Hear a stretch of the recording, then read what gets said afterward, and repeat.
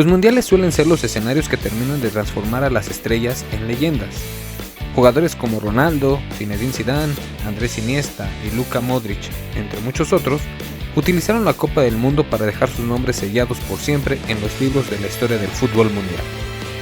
Por no ir más atrás y hablar de casos como Diego Maradona y Pelé, quienes hasta la irrupción de Lionel Messi solían encabezar cualquier ranking de los mejores de todos los tiempos, en gran parte por lo hecho en las Copas del Mundo.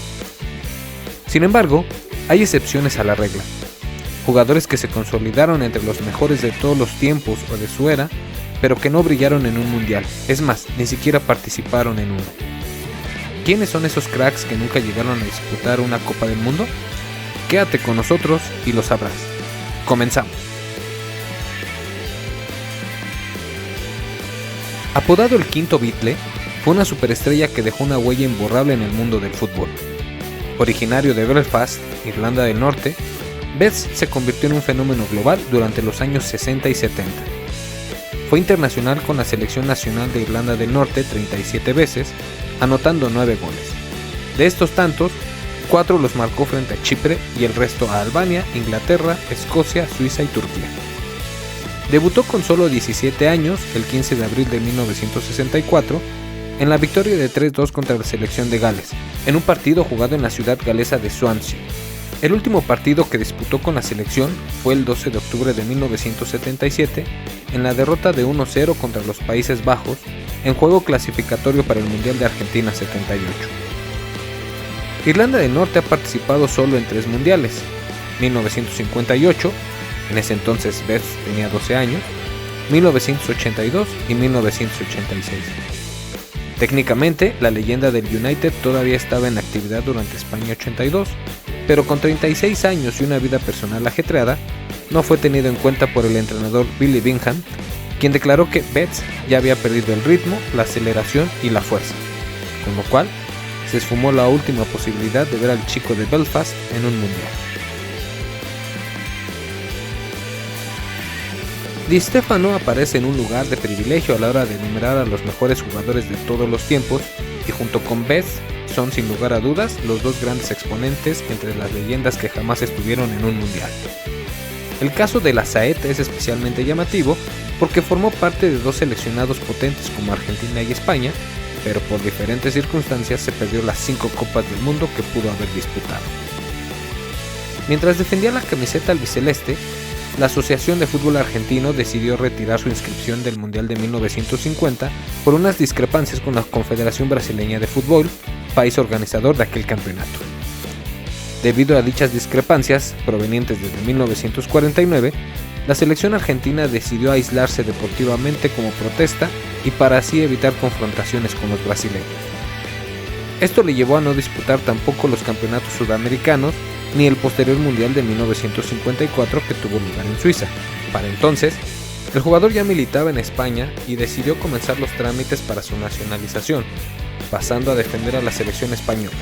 Los trámites se demoraron y pese a que la Federación Española de Fútbol solicitó que el jugador pudiese participar con ellos para lograr la clasificación al Mundial, la FIFA no lo autorizó, quedándose así sin acudir al campeonato por segunda ocasión.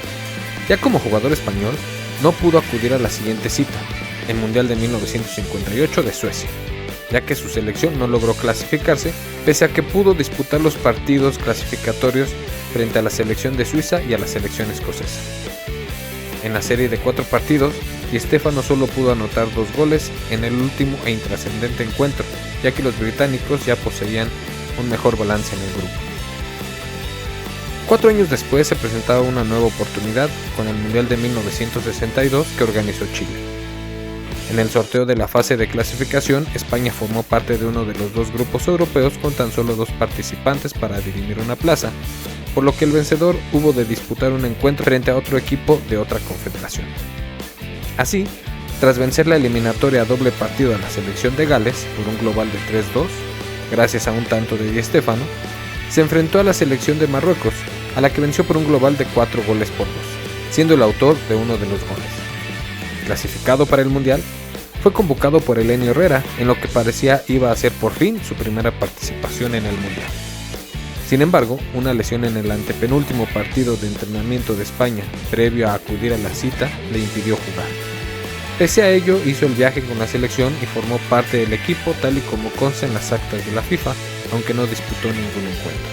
La siguiente cita mundialista, en 1966, en Inglaterra, llegó en el ocaso de su carrera deportiva, cerrando así una desafortunada historia. Si lo de Di Stéfano es particular, ¿qué decir de Kubala, leyenda del Barça, quien como perseguido político llegó a representar a 3 selecciones diferentes: Hungría, Checoslovaquia y España? Pero entre las ediciones canceladas por la Segunda Guerra Mundial, la ausencia de los checoslovacos en el Mundial de 1950 y de España en 1954 y 1958, nunca pudo darse ese gran gusto. Kubala nació en Hungría, pero también jugó para Checoslovaquia y España. Esta situación legal compleja, sumada a los cambios políticos de la época, dificultó su elegibilidad para representar a un país en un mundial. La Guerra Fría y las tensiones políticas entre los países del este y occidente jugaron un papel crucial. Kubala huyó de Hungría tras la Segunda Guerra Mundial, lo que le generó problemas con la Federación Húngara y dificultó su participación en competencias internacionales. En 1954, España se clasificó para un desempate contra Turquía para acceder al Mundial. Justo antes del partido, la FIFA informó que Kubala no podía jugar debido a un incumplimiento reglamentario relacionado con su situación legal. Esta decisión fue muy polémica y se considera que privó a España de una de sus mejores figuras, lo cual aprovecharon los turcos clasificándose al Mundial de Suiza. Poco pudo ayudar a la causa española en la clasificación a Suecia 58, perdiéndose así su última oportunidad de acudir a la gran cita. Sin lugar a dudas, la de Ladislao Kubala es una de las grandes ausencias en la historia de la Copa del Mundo. Sin embargo, su historia es un testimonio de la complejidad del deporte y de cómo factores políticos y burocráticos pueden afectar a los jugadores. Otra gran figura del United que nunca jugó un mundial. ¿Los motivos? En 1990 y 1994, Francia no se clasificó a la Copa del Mundo. Los galos lograron en México 86 el tercer puesto con un gran equipo, comandado por uno de los mejores jugadores de su historia, Michel Platini, y secundado por Jean-Pierre Papin y el futuro capitán de los Blues, Patrick Battiston. Pensando en Italia 90, el presente y futuro de la selección gala era auspicioso. Su afición tendría que cruzar solamente una frontera para alentar a su equipo y lograr revancha de la poderosa Alemania que les había negado la final en el Azteca. Pero la clasificación europea le deparó un grupo que no pudo sortear y se convirtió en el gran ausente de la Copa del Mundo de Italia 90, y se sumaba al fracaso de no haber clasificado la Eurocopa de Alemania 1988. Integró el grupo 5 de la eliminatoria de la UEFA para Italia 90, junto a Yugoslavia, Escocia, ambos clasificados al Mundial como primeros y segundos respectivamente, Noruega y Chipre. A pesar de sumar jóvenes y talentosas promesas al equipo como Laurent Blanc, Didier Deschamps y Eric Cantona, no logró pasar la fase de clasificación. Michel Platini se había retirado en 1987 y se había puesto al mando de la selección como entrenador.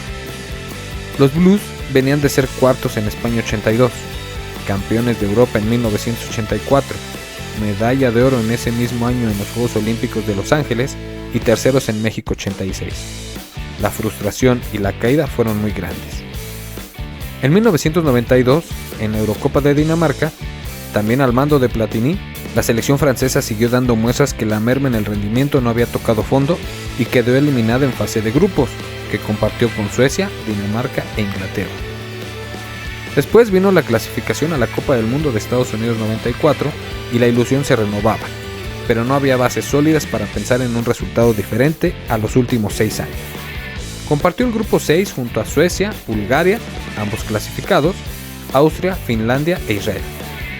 Llegó a las últimas 2 jornadas del grupo como primera e invicta, y con ambos partidos a disputarse en casa, en el Parque de los Príncipes. El 13 de octubre de 1993 comenzó cayendo con Israel, quien terminaría último en el grupo, pero revirtió el marcador con goles de Sausé y Ginola antes del cierre de la primera mitad. Pero increíblemente a los minutos 83 y 90 el conjunto israelí marcó 2 goles y ganaron en tierras francesas. Aún así quedaba una última oportunidad ante Bulgaria y solo necesitaban un empate. El 17 de noviembre, Eric Cantona anotó para los galos a los 31 minutos del partido, pero Emil Kostadinov lo igualó poco después. El partido se diluía y Francia estaba logrando el punto que necesitaba. Pero el mismo Kostadinov, en el minuto final del partido, los dejó sin chances de clasificar a la Copa del Mundo. Y aunque el equipo obviamente sí participó y ganó la edición que organizó en 1998, Cantona ya había tenido una prematura retirada del fútbol profesional en 1997, 2 años después de aquel recordado incidente en que pateó a un fanático del Crystal Palace. Además de su retiro anticipado, Cantona tuvo un conflicto con el entrenador de la selección francesa, Aimé Jacquet, lo que le habría impedido ser convocado incluso si hubiera seguido jugando. Mientras que el resto de los nombres del listado formaron parte de seleccionados que antes, durante o después de sus carreras llegaron a jugar un mundial, el caso de Weah es mucho más sencillo de entender.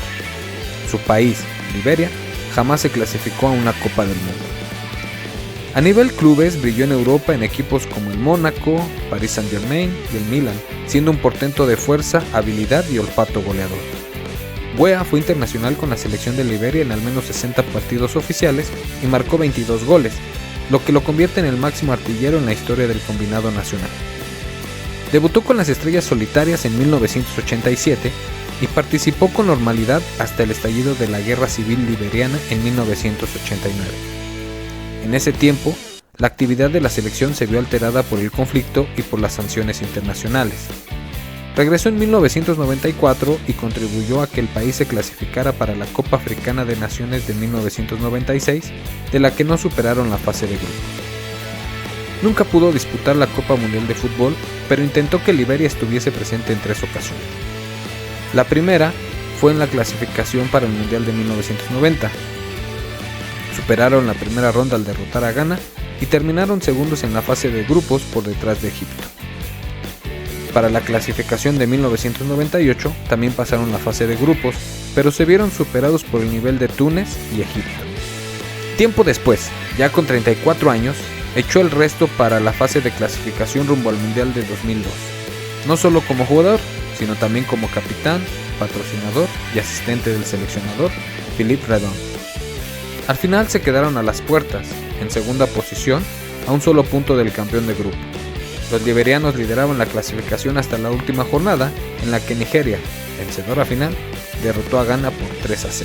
George Weah, otra gran ausencia de la Copa del Mundo de un jugador que ganó el Balón de Oro en 1995, siendo el primer futbolista no europeo en conseguirlo. Otro dato curioso, el exdelantero del Milan fue presidente de Liberia de 2018 a 2024. ¿Recuerdas algún otro jugadorazo que nunca pudo disputar una Copa del Mundo? Por ejemplo, Alberto Spencer. Spencer es una de las grandes leyendas del fútbol sudamericano, al punto de liderar la tabla histórica de goleadores de la Copa Libertadores con 54 goles, gracias a sus años de gloria en Peñarol. Sin embargo, Ecuador recién disputó su primer mundial en 2002, por lo que el cabeza mágica nunca pudo estar presente en una Copa del Mundo. Otro es Ryan Giggs. Como si faltaran figuras del Manchester United, también se suma lo de Ryan Giggs. Y es que Gales apenas había disputado un mundial hasta su clasificación a Qatar 2022, el de Suecia 58. Obviamente muchísimo tiempo antes de que Giggs siquiera hubiera nacido. ¿Y qué tal Bernd Schuster? La de Schuster es una historia muy particular, ya que el alemán tuvo varias oportunidades para representar a su selección en mundiales. Sin embargo, antes de poder hacerlo, renunció al combinado nacional por diferencias con la directiva y no volvió a jugar internacionalmente. Y para terminar, Ian Rush. El de Rush es un caso idéntico al de Giggs, ya que Gales no participó de ninguno de los mundiales durante su carrera, y de esa manera el máximo goleador de la historia de Liverpool no pudo pasar lista en la máxima cita del fútbol internacional. Si recuerdas alguna otra leyenda del fútbol que no pudo estar presente en un mundial, déjanoslo saber en la caja de comentarios. Si te gustó el video, apóyanos con un like, compártelo con tus amigos y familiares futboleros y no olvides suscribirte al canal para seguir disfrutando de más contenido de este apasionante deporte que tanto nos gusta. Mientras tanto, aquí te dejamos este video de futbolistas mexicanos troncos que cambiaron de equipo y se convirtieron en todos unos cracks. Nos vemos en una próxima entrega de Línea de Gol.